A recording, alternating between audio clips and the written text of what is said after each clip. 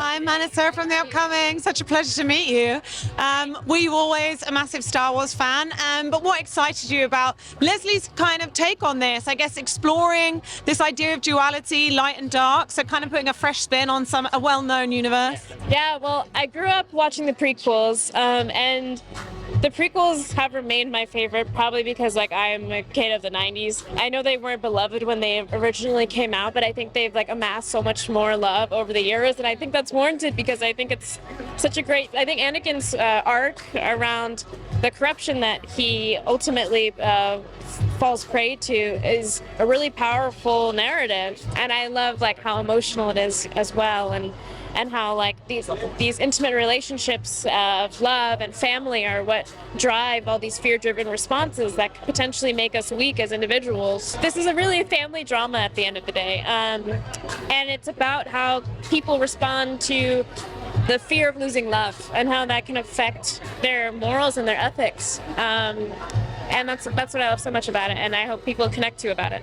Okay, I know some people, and I won't divulge any names, who have stolen things from set. There's a lot of time in this stuff.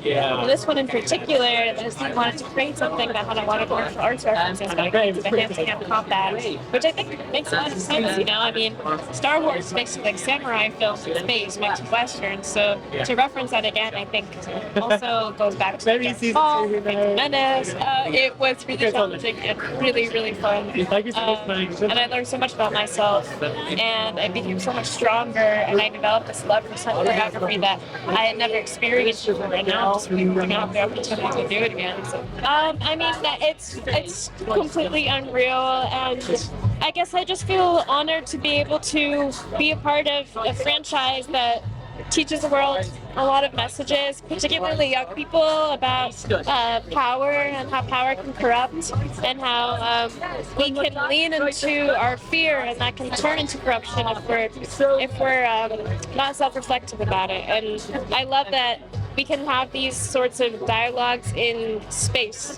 I think that just fantasy and sci-fi has remained so powerful for so many decades because we're able to have these conversations and approach it with joy and love, and that's my dream come true, to be able to do that.